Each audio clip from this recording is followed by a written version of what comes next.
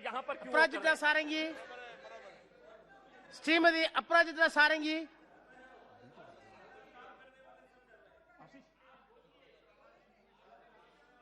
Honorable Chairman, sir, I stand in support of the Criminal Procedure Identification Bill 2022.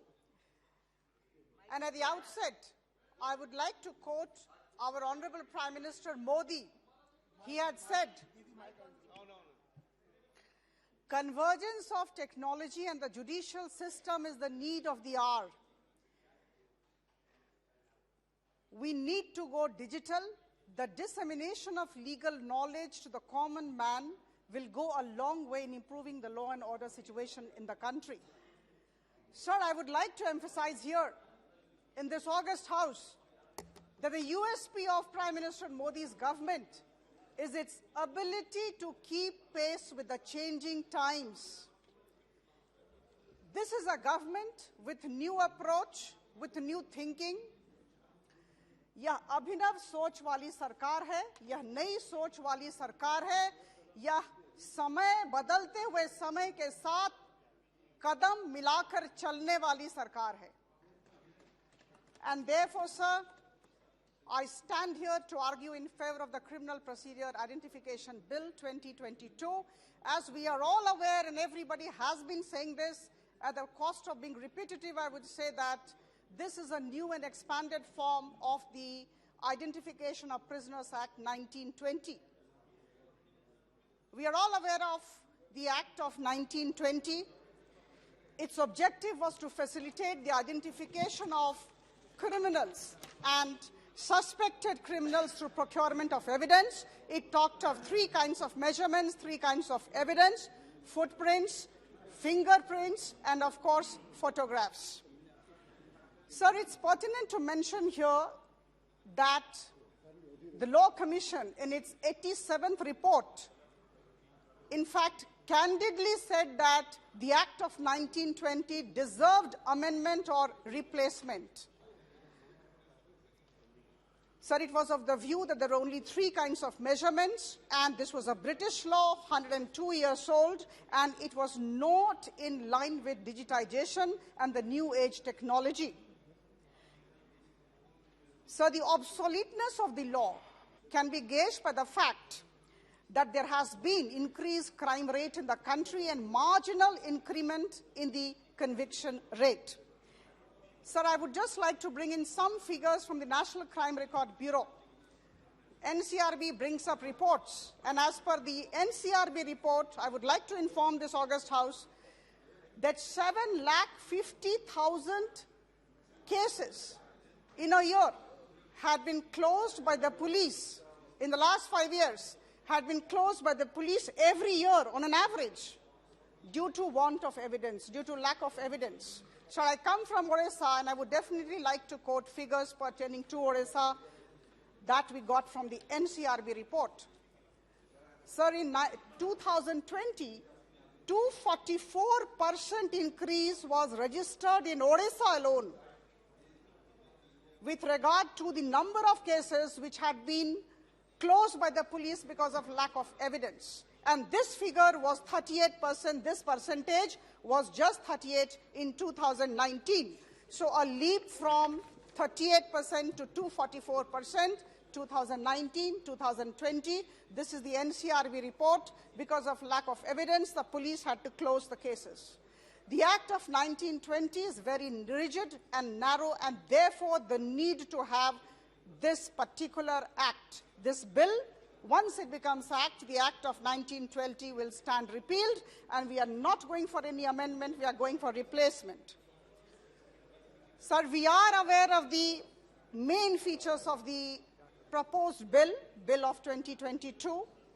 I would just take 2 minutes to talk about those features. Number one, of course, this bill seeks to, number one, define measurements to include finger impressions, palm print, footprint impressions, photographs, iris and retina scan, physical, biological samples, and their analysis, behavioral attributes, etc. Number two, it seeks to empower the NCRB to collect, store, and preserve the record of measurements. Number three, It seeks to empower a magistrate to direct any person to give measurements, and it seeks to empower a police or prison officer to take measurements of any person who resists or refuses to give measurements.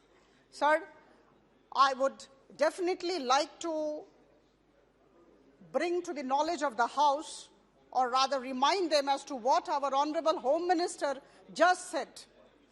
He said that there had been massive consultations with the states. Stakeholders' consultations have taken place. So this kind of feeling that there has been no consultation preceding the formulation of this draft is absolutely far from the truth. All concerns have been taken on board. The state governments have been consulted. All suggestions have been taken. The 87th report of the Law Commission has been looked into. The Supreme Court judgment has been looked into, and thereafter this particular bill has been formulated. And we must commend the efforts of the officials, the team of Honorable Home Minister and the officials of the Home Ministry for having gone so meticulously into drafting this act. Sir, the fifth part, I will not take much time. This is not a very big bill, very large bill.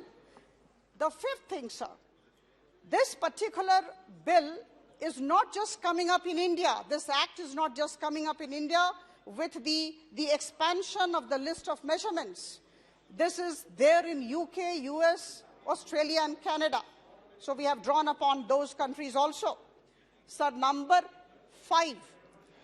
The proposed law aligns with the interoperable criminal justice system project of the Ministry of Home Affairs. I would like to reiterate, this particular bill aligns with the ICJS, the Interoperable Criminal Justice System project of the Ministry of Home Affairs. Sir, I would like to inform this august House and my esteemed colleagues that ICJS is a national platform for enabling integration of the main IT system of the Home Ministry used for delivery of criminal justice in the country, with 5 major pillars: police, e-forensics, e-courts, e-prosecution, and e-prisons. Just 2 minutes, sir. Remember, Sir, carrying Janta in its heart. if the House agrees to extend the time of the House, in order to reply the Minister, we will, yes. Till passing the bill, time is extended. Sir, this is a people-oriented government. Antyodaya is the mool mantra of this government. Honorable Prime Minister has been focusing on the last person in the queue. We want the delivery system of justice to be strengthened, keeping all our objectives in view, the mandate of the government in view. The proposed Bill 2022, coupled with the ICJS project of the Ministry of Home Affairs, affirms our commitment, Prime Minister Modi's government commitment, to strengthen the criminal justice system of the country, to use the technology in the best possible manner and ensure speedy delivery of justice. So I stand here to request all my esteemed colleagues to come forward and support this bill wholeheartedly. Thank you so much. Sri Ravindranath Kumar.